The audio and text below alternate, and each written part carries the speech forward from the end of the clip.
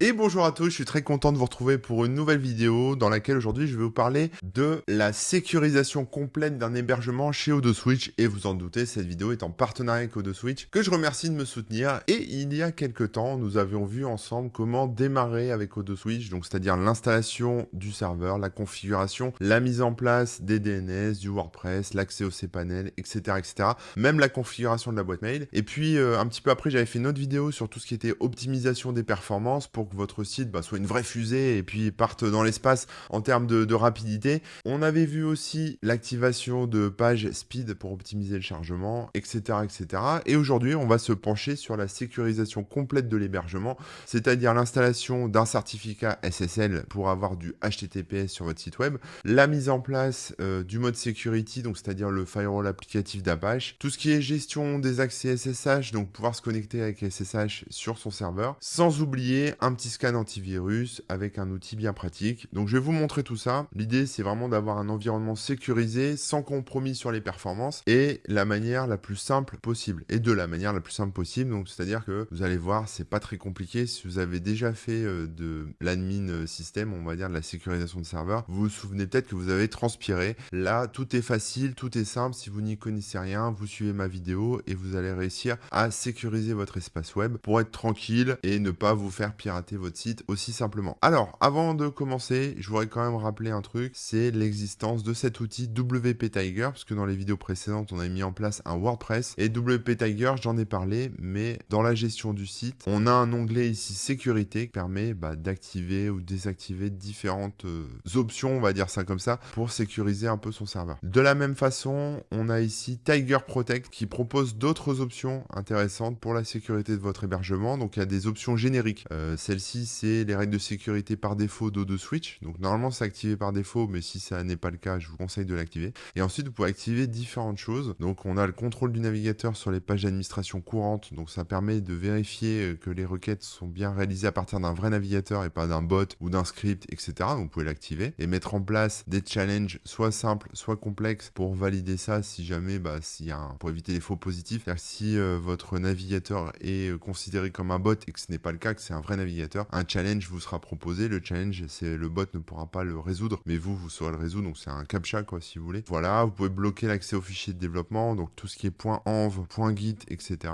L'accès direct aux fichiers .php. Il y a un mode je suis attaqué aussi, qui vérifie en fait que toutes les requêtes qui sont à destination de votre site sont réalisées par des vrais browsers. Donc c'est pas juste les pages d'administration courantes comme on l'a vu ici, mais c'est carrément toutes les pages. Donc ça, c'est des options à considérer. Vous pouvez choisir votre nom de domaine ici. Donc par exemple, si je voulais l'activer sur mon site WordPress, c'était plutôt actulink.com que j'aurais dû choisir. C'est un site de test. Voilà, on a les options de WordPress ici, qu'on retrouvait un peu de l'autre côté, côté WP Tiger, mais on peut les activer aussi ici, donc ça peut être intéressant. Tout ce qui est robot.txt, donc là c'est plutôt pour le référencement. On peut contrôler que les bots SEO comme SEMrush ou Exabot, etc. soient bloqués ou limités pour éviter de trop bombarder le site web. On peut contrôler les requêtes qui viennent de robots malveillants ou suspects, contrôler les requêtes qui viennent des faux robots Googlebot. Vous voyez, oui, parce qu'il y a des bots qui se font passer pour le bot de Google et qu'on laisse un peu trop passer parce qu'on a envie d'être référencé. Et donc, OdoSwitch est capable avec Tiger Protect de les détecter. On a aussi le contrôle des requêtes qui n'ont pas de user agent. Le user agent, c'est, on va dire, la référence de votre navigateur, du client qui vous permet d'accéder au site web. Et s'il n'y a pas de user agent, c'est que c'est pas un truc, que c'est un truc un peu louche. Alors après, les attaquants peuvent toujours mettre un faux user agent, mais bon, déjà, ça élimine pas mal de bots. On peut aussi bloquer au niveau de adresse IP tout le trafic qui vient du réseau Tor, vous savez, le réseau chiffré et décentralisé, ce qu'on appelle le dark web. Et puis, il y a aussi des listes d'IP qui ont mauvaise réputation, qui sont dans des blacklists, et on peut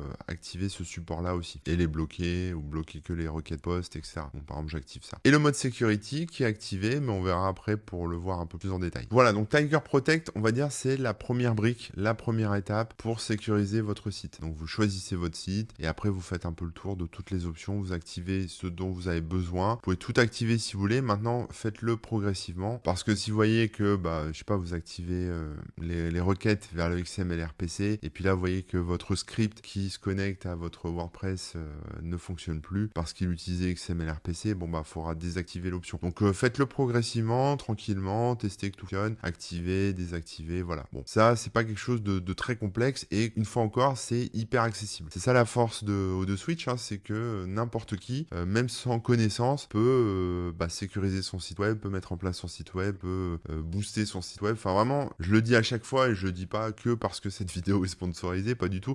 Je le dis à chaque fois, je suis assez bluffé parce que moi j'en ai fait plein des hébergeurs web et c'est toujours très technique. Il faut se connecter en SSH, taper des lignes de commande, faire des fichiers conf, suivre des tutos à rallonge, etc. Et là, il n'y a rien à faire, on clique, on coche des cases, on active des boutons et tout est sécurisé. On a même en bas un petit mode bulk. Si vous avez plusieurs sites web, vous sélectionnez tous vos sites web et vous activez la sécurité sur tous les sites en même temps. Ça vous évite de passer sur chacun des sites. Voilà, ils ont pensé même à des petites choses comme ça, donc ça fait gagner du temps, c'est plutôt pas mal. Ça, c'était la première brique. Maintenant, au-delà de de Tiger Protect, nous avons ici un peu plus bas une section qui s'appelle sécurité. On a sécurité ici et au-dessus on a outils. On va aller voir un petit peu aussi outils tout à l'heure, mais je vais d'abord vous parler de la mise en place du certificat SSL. Le certificat SSL, c'est, vous savez, le fameux HTTPS sur votre site web. Donc si je vais sur actulink.com, j'ai mon site qui est un petit peu cassé, parce que j'ai fait des essais juste avant, mais c'est pas très grave, c'est juste les appels en HTTPS justement, parce qu'on voit en haut que mon site est non sécurisé. Il est en HTTP et j'y ai pas accès en HTTPS. Voilà, il est pas sécurisé et comme il essaye de charger la feuille de style, le CSS en version sécurisée, voilà, faut que j'accepte le risque ici. Voilà, mais bon, j'ai des erreurs, je vois que je suis en connexion non sécurisée, donc ça va pas du tout. On va donc mettre en place l'HTTPS sur mon site, puisque moi je l'ai configuré comme ça côté WP Tiger, je suis bien en HTTPS. C'est pour ça qu'il est un peu cassé, parce que je l'appelle en HTTP et il comprend pas trop quoi. Donc je vais retourner dans l'espace technique et là on a différentes façons d'installer un certificat SSL. On a ici une option certificat SSL dans les outils O2Switch qui est un peu spéciale puisqu'elle permet de commander des certificats payants pour l'instant et après je vais vous montrer comment on a un certificat gratuit avec Let's Encrypt. Mais en gros ce petit bouton vert là, vous pouvez choisir un certificat Perfect SSL et Wildcard.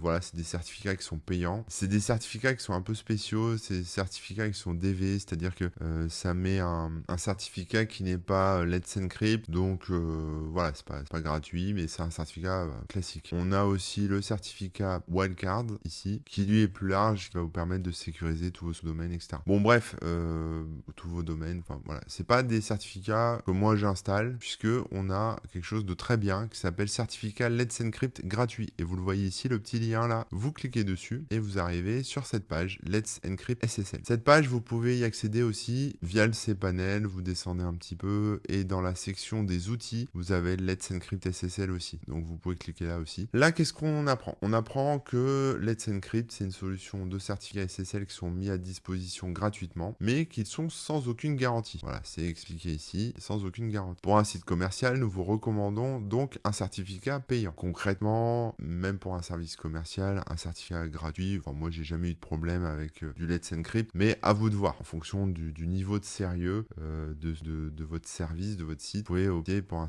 certificat payant ou gratuit selon ce que vous voulez. On voit ici que j'en ai aucun de configuré. Voilà, vos domaines avec Let's Encrypt, 0, il y en a pas. Mais ce qu'on voit un peu plus bas, c'est que je peux générer un nouveau certificat. Donc je vais actulink.com qui est mon site web et je vais cliquer sur le bouton générer. J'arrive donc sur une page qui me propose d'installer mon certificat sur mon domaine. Bon, très bien, c'est inclus. Je peux aussi ajouter les sous-domaines liés au cPanel. Bon, ça, je vous recommande pas de le faire pour un site web classique. Vous pouvez intégrer le wildcards aussi. Ça sécurise aussi mail.actulink.com, le domaine, le sous-domaine en www. Par contre, je vous recommande pas d'activer le certificat pour tout ce qui est .odns, .universe.wf. Ils le disent d'ailleurs ici, avertissement, décocher les domaines se terminant .odns ou o2switch.net ou universe.wf, car ça va poser des problèmes à cause des limites de Let's Encrypt. Parce que comme ce sont des sous-domaines qui sont partagés entre tous les utilisateurs tous les clients de Switch, Let's Encrypt impose des limites, donc on peut pas créer de certificat pour ces sous-domaines-là, enfin pour ces noms de domaines-là, parce qu'il y en a déjà eu trop qui ont été faits. Donc là, normalement, vous n'avez rien à faire, vous n'avez rien à cocher, à enlever, etc. Bon, si vous n'avez pas de webmail, vous pouvez enlever ça, mais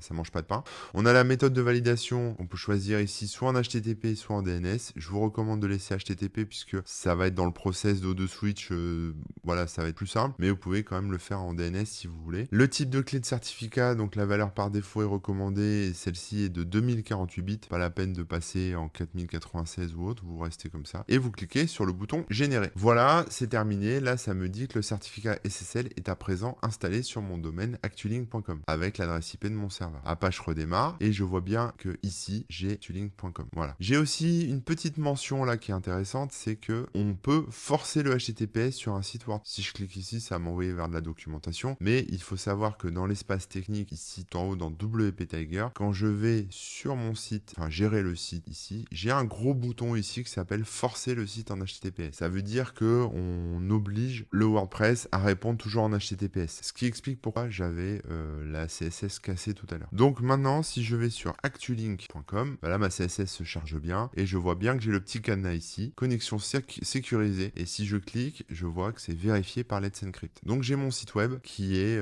OK, qui est bien en HTTPS, qui répond en HTTPS et donc qui est sécurisé. Voilà, ça c'est important pour le référencement, pour plein de trucs, pour la sécurité. Voilà, donc c'est quelque chose que vous devez mettre en place et vous voyez, ça se fait sans douleur. On passe par Let's Encrypt, on génère son domaine Let's Encrypt directement dans l'interface du cPanel O2Switch et c'est réglé. Vous pouvez réinstaller aussi ça, voir le certificat et puis c'est un certificat qui se renouvelle. Donc là on voit qu'il a une date d'expiration au 1er octobre. Le renouvellement, vous serez au courant, vous recevrez un email. Vérifiez juste ici en haut dans votre compte que vous avez bien mis à jour vos coordonnées, que c'est bien la bonne boîte mail, comme ça vous recevrez un mail de la part de Let's Encrypt ou de O2Switch et vous pourrez renouveler le certificat. Voilà, pareil, ça se fait sans douleur, il n'y a rien à faire, c'est déployé automatiquement sur le serveur. Si vous avez déjà déployé des certificats chez d'autres hébergeurs, vous savez que c'est un peu complexe. Il faut le mettre en place sur le serveur, il faut utiliser des outils comme Certbot, etc. Donc c'est la ligne de commande, c'est pas forcément très agréable. Là, le fait que ça soit intégré directement dans O2Switch, avec les outils d'O2Switch, et puis de cPanel, c'est magique, pas de prise de tête. C'est ça aussi la force d'O2Switch, on peut comme ça avoir un bon niveau de sécurité sans aucune connaissance technique. Maintenant, je vais vous montrer un autre outil qui s'appelle SSL TLS Status qui permet de voir le statut de vos certificats. Voilà, va pas vous apprendre grand chose, mais au moins vous verrez ce qui est sécurisé, pas sécurisé. Si vous avez beaucoup de sous-domaines, vous avez peut-être des oublis, des choses comme ça. Donc voilà. Maintenant, on va regarder deux outils qui font à peu près la même chose. Je pense qu'il y en a un qui est plus ancien que l'autre. Le premier, c'est le logiciel antivirus. Il est dans la section avancée. C'est juste un scan antivirus de votre espace disque. Je l'ai lancé tout à l'heure. Il a scanné les fichiers et il m'a trouvé ceci qui est probablement un faux positif puisque c'est un outil WP-Click, un outil en ligne de commande WordPress officiel. Donc je pense qu'on a un petit faux positif. Mais ce logiciel antivirus, il a l'air un peu plus ancien que celui que je vais vous montrer juste avant. Enfin, juste après, pardon. Mais avant, je vous montre quand même comment c'est pour scanner. Vous pouvez scanner un email, l'espace public, l'espace web public et le répertoire de base. Ça va scanner tout votre répertoire de base. Vous voyez, il me scanne Home Corben et il passe en revue le truc. Bon, ça c'est le logiciel antivirus, je pense, Legacy, on va dire ça, que O2Switch avait mis en place depuis un petit moment. C'est probablement un Clam AV, je sais pas exactement ce qu'il y a derrière comme outil, mais c'est quelque chose comme ça. Mais on a un outil qui est beaucoup plus intéressant, qui s'appelle Immunify AV. Immunify AV, d'ailleurs c'est un scanner de malware. Il fait des scans sur demande, donc vous cliquez ici sur le bouton débuter le scan et il va lancer une analyse, il les met dans la liste d'attente. Voilà, il lance une analyse de vos fichiers, de tout ce qu'il y a dans votre répertoire personnel. Donc dans /home Corben, là où il y a tous mes sites, où il y a tout mon matériel, on va dire entre guillemets, il va scanner tous les fichiers. Donc j'avais déjà lancé un scan juste avant, où il a scanné 8323 fichiers et il n'a détecté aucun logiciel malveillant. Voilà, je peux voir ici l'historique de ce qu'il aurait trouvé éventuellement. Et c'est un scan, qui prend un petit peu de temps, mais qui permet de vous rassurer si vous avez un doute sur la présence ou non de malware, de virus, de choses comme ça sur votre espace. Ça vaut le coup quand même de passer un petit scan de temps en temps. Donc voilà, ça c'est le genre d'outil qui permet d'avoir des scans de sécurité, c'est intéressant. Ça mange pas de pain, ça rassure. Surtout si vous avez donné la possibilité sur votre site web à vos visiteurs, aux visiteurs du site, d'uploader des fichiers. On sait pas ce qu'ils peuvent uploader, ils peuvent très bien uploader un malware, même s'il n'est pas exécuté, il n'est pas lancé. Un petit clean, un petit nettoyage de temps en temps, ça peut être pas mal. Un autre élément très important, c'est le mode security. Le mode security, c'est un outil d'Apache, c'est un mode d'Apache qui permet d'avoir des règles de sécurité. Voilà, je vais pas rentrer dans les détails, mais en gros, c'est un pare-feu appli qui est capable de filtrer les requêtes entrantes sur le serveur Apache. Voilà, pas besoin d'en savoir plus avec O2Switch, vous vérifiez juste que tout est bien activé sur vos différents noms de domaine, sur vos différents sites. Voilà, tout est activé, vous le laissez comme ça, et s'il y en a qui sont désactivés, vous les activez. Ça mange pas de pain, et puis ça renforce beaucoup la sécurité. Ensuite, on va attaquer un morceau un petit peu plus gros, qui est l'accès SSH. Vous le savez, pour accéder à votre site web, vous avez cet espace, le cPanel. Vous avez même un terminal accessible ici dans les options avancées. Voilà, terminal, vous pouvez le lancer, et puis vous pouvez taper des lignes de commande. Voilà, et vous avez accès à votre serveur. Donc concrètement, vous n'avez pas forcément besoin d'activer l'accès SSH, mais vous pouvez quand même en avoir besoin, soit pour faire du transfert de fichiers en SFTP, soit avoir un accès SSH, parce que tout bon admin admin qui se doit avoir un accès SSH sur son serveur pour pouvoir gérer différentes choses. Sachant que chez O2Switch, tout est infogéré. Donc concrètement, vous n'avez pas besoin de faire grand chose sur le serveur si ce n'est aller manipuler vos fichiers ou activer des crons, etc. Mais ça, tout ça, on peut le faire dans le cPanel. D'ailleurs, le cron, on le voit ici. Mais on va quand même apprendre à activer ça. L'accès SSH, c'est ici. On clique dessus et on va devoir générer des clés. Les clés SSH, elles se présentent sous deux formes. Alors, j'ai mes vieilles clés, je vais les supprimer. Elles se présentent sous deux formes, des clés privées et des clés publiques. Quand vous générez des clés pour votre serveur, il va générer une paire de clés. Il va générer une clé publique qui va rester sur le serveur. Donc là, avec O2Switch, c'est génial parce qu'elle est automatiquement paramétrée sur le serveur et elle va fonctionner. C'est une clé publique, donc les personnes qui ont accès à ce serveur peuvent éventuellement aller la voir. Mais ce n'est qu'une partie du puzzle. On a aussi de l'autre côté la clé privée. Et la clé privée, elle est vachement importante, beaucoup plus que la clé publique, parce que c'est vraiment le sésame qui va s'emboîter comme un puzzle, qui va s'emboîter parfaitement avec votre clé publique et qui va vous autoriser l'accès. Et cette clé privée, vous devez la garder secrète, vous devez la conserver sur votre ordinateur, sur les machines qui vont devoir accéder au serveur. Donc on peut à cet endroit-là soit importer une clé, un jeu de clés si vous l'avez déjà, soit générer une nouvelle clé. Donc vous lui donnez un nom comme vous voulez, donc je peux l'appeler O2Switch si j'ai envie. Vous pouvez mettre un mot de passe à l'aide notamment du générateur ici. Voilà, donc vous pouvez mettre des longueurs un peu plus importantes, choisir, mettre des symboles, des nombres, etc.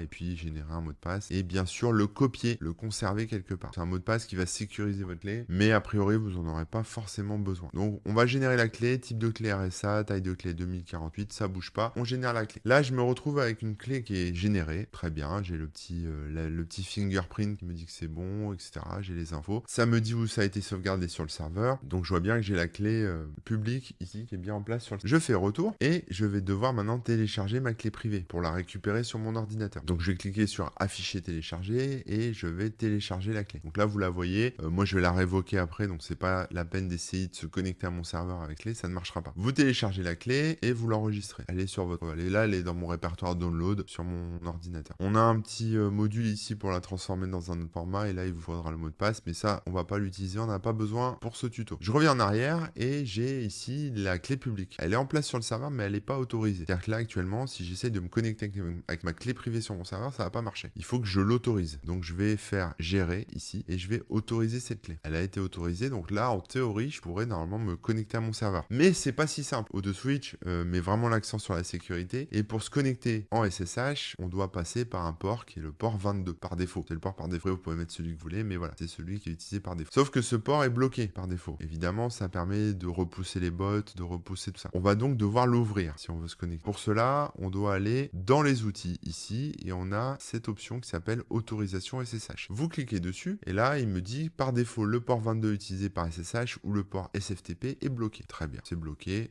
Donc, on doit autoriser soit une adresse IP, mon adresse IP, soit un résolveur DNS comme NoIP, DINDNS, etc.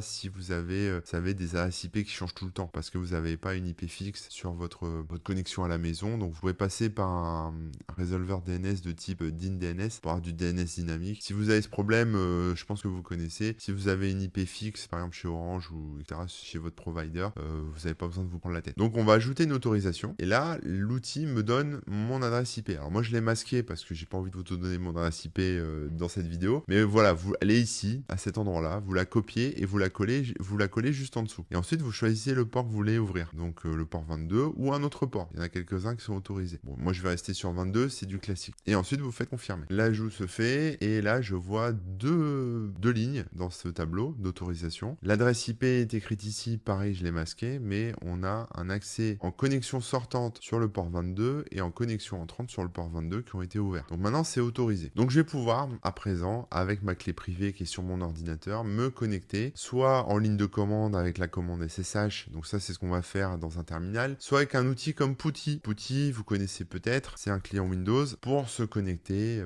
à un serveur SSH ou Telnet, etc. Donc vous allez sur le site de Putty, vous récupérez la version qui correspond à votre OS, donc x86, ARM ou 32 bits ici.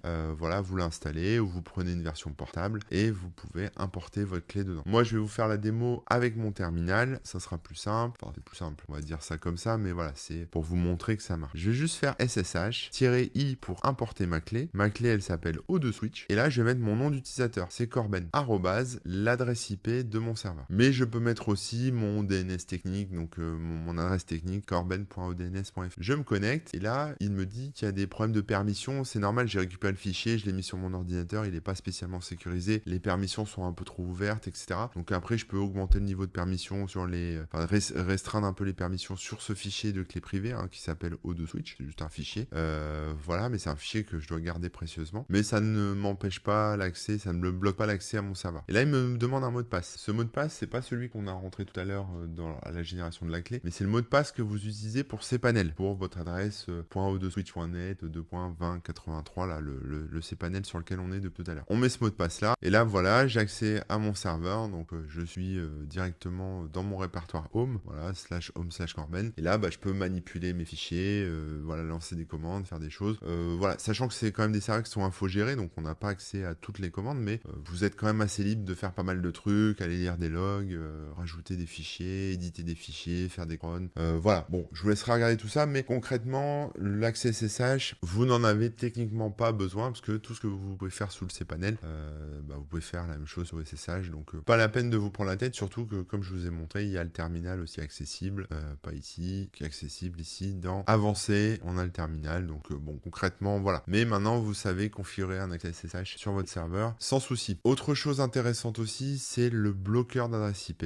Vous pouvez bloquer des plages d'adresse IP pour les empêcher d'accéder à votre site. Voilà, ça je l'utilise pas moi, mais il est possible comme ça de bloquer, en fonction des formats, différentes plages d'adresse IP. Donc si vous avez vos propres blacklists, entre guillemets, vos listes d'exclusion, de blocage, vous pouvez les mentionner ici. Pareil au niveau des autorisations SSH, hein, j'ai oublié de le dire, mais là c'est l'adresse IP, on voit pas, mais c'est l'adresse IP de chez moi, de ma connexion internet. Mais si vous vous retrouvez bloqué sur un Wi-Fi ou sur un VPN, etc., parce que vous utilisez une autre adresse IP, vous pouvez l'ajouter en tout cas temporairement ici. Ça peut vous permettre de débloquer la situation, d'accéder quand même en SSH, puis ensuite vous la révoquez, vous la supprimez et puis c'est bon. Voilà, donc c'est pour vous montrer quand même que chez O2Switch, ils sont assez à cheval sur la sécurité, hein, c'est important. Donc il y a quand même différents niveaux de sécurisation, on est obligé de débloquer des petites choses, voilà, l'autorisation SSH, les accès, autoriser la clé publique, compagnie. Donc c'est ça, faut savoir où aller, mais une fois que c'est fait, vous avez vu, c'est assez simple à mettre en place, et comme ça vous avez un accès SSH avec des restrictions IP et un environnement sécurisé, etc. Voilà, je pense que j'ai fait le tour des options de sécurisation de O2Switch. La fois prochaine, on verra comment on utilise la partie mon univers web qui permet de créer des sous-comptes sur ces panels, et je vous explique l'intérêt de la chose. Et la fois d'après, on verra aussi ensemble comment déployer des applications modernes type Node.js, Ruby, Python, etc. chez O2Switch, parce que là on a vu que du WordPress, que du PHP, mais on peut aller un petit peu plus loin aussi. Voilà, j'espère que ça vous aura intéressé. Si vous êtes intéressé par O2Switch, je vous invite à aller sur o2switch.fr et aller voir leurs offres. Leurs offres, elles se découpent en trois, c'est les nouvelles offres, elles se découpent en trois possibilités. La première, c'est Grow, qui est l'hébergement de base, on va dire, avec 8 CPU virtuels, 16 Go de RAM, 4 lunes incluses, et puis après, les caractéristiques dont on a l'habitude, hein, c'est-à-dire un espace disque illimité, un nom de domaine inclus, pardon, un nombre de sites illimité, des comptes email illimités, une base de données illimitée. Donc ça, c'est vraiment une des grosses forces de O2Switch, c'est qu'on peut mettre autant de fichiers qu'on veut, créer autant de comptes mail qu'on veut, créer autant de bases de données qu'on veut, etc., etc. Le transfert mensuel aussi est illimité, donc vous pouvez consommer autant de bandes passantes que vous voulez. L'uptime est de 100%, heureusement, voilà, votre site ne sera jamais coupé. Et puis après, on a des petites options supplémentaires comme les accès aux outils que je vous ai montré, WP Tiger, Tiger Protect, le Power Boost pour le cache et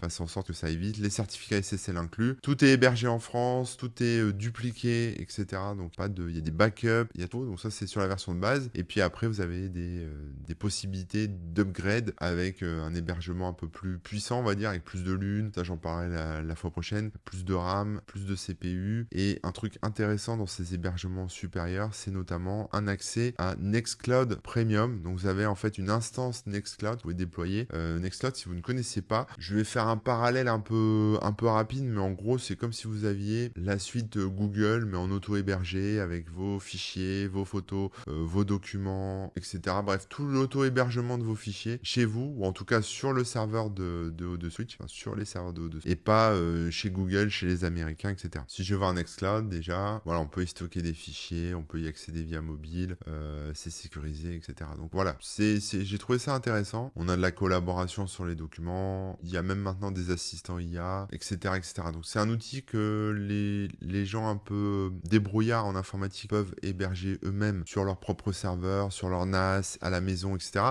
Mais ça demande quand même des compétences, faut l'administrer, faut le sécuriser, bon bref. Mais c'est quand même un super outil et O2Switch le propose dans son instance, enfin dans ses offres, donc c'est quelque chose que vous pouvez déployer assez facilement. Voilà, et puis le forfait pro, c'est pour les pros, donc il y en a un petit peu plus aussi, mais globalement c'est de la perf en plus, des temps de sauvegarde supplémentaires, et tout ça est hébergé en France. Voilà, j'espère que ça vous aura intéressé, que grâce à ce tuto vidéo, vous saurez sécuriser complètement votre hébergement chez O2Switch, et puis je vous dis à très bientôt. Merci d'avoir suivi cette vidéo, n'oubliez pas de vous abonner à ma chaîne, et passez de bonnes vacances. Allez, à plus.